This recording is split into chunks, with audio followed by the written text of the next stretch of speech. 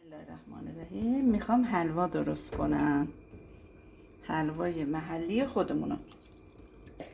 اول 1 کیلو شکر، 1 لیتر آب بهش اضافه میکنم، آرد و علک میکنیم،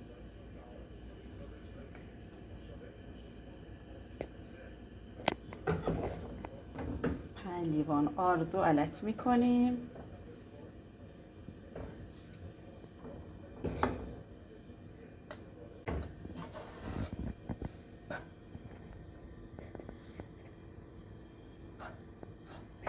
ما زیاد تفت نمیدیم، بخورده که یک کوچولو تفت میخوره. بعد روغنش رو بهش اضافه میکنم،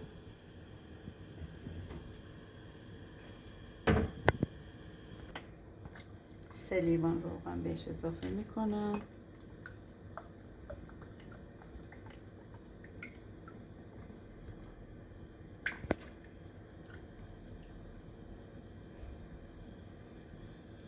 البته 2 لیوان اضافه میکنم، 1 لیوان دیگه کم کم اگه کم شد بهش اضافه میکنم.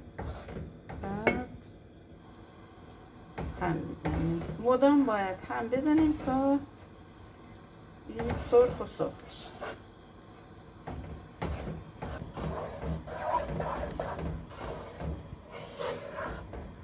این هم حلوای مغان خودمون هست.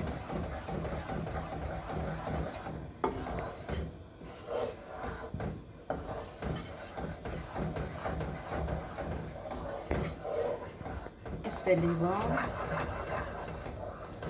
روغن بهش اضافه کردم،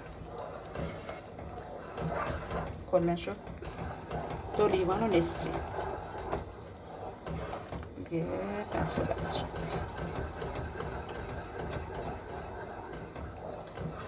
نیر گازو کم کردم، هم بزنم تا سرخ بشه.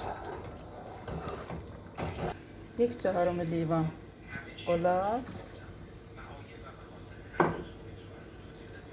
1/4 لیوان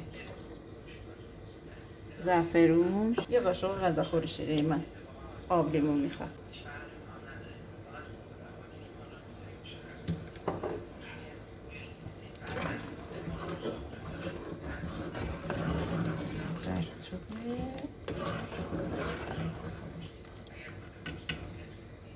چند خورده دیگه هم بزنه، بس شیرم آماده میشه. خب تقریبا دیگه سرخ شده، آماده است که اول یه تست بزنم، بعد شیرش رو بهش اضافه کنم. الان دارم تست میزنم تا مشخص بشه.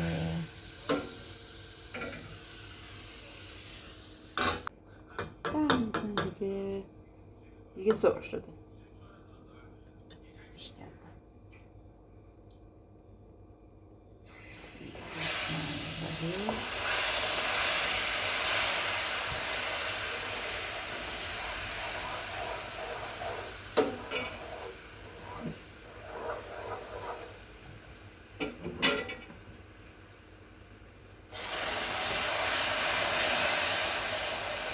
مواظب باشید به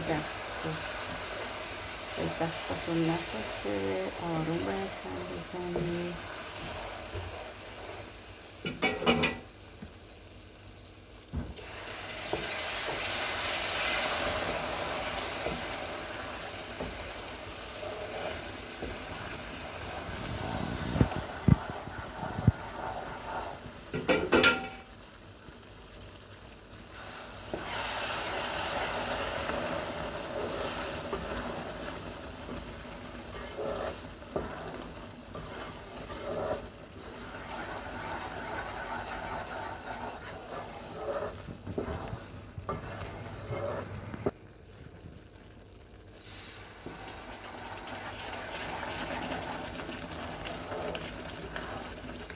زیرش خاموشه، خودش با حرارت خودش داره میجوشه.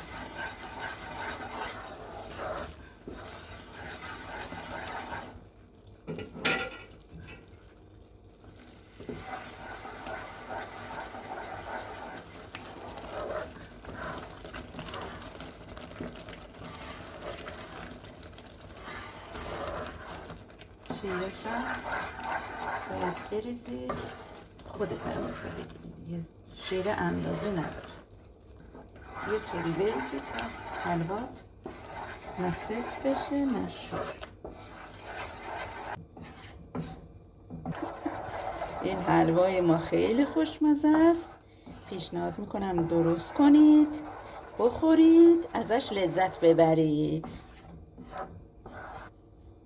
تا آموزش های دیگر، خدا نگهدار.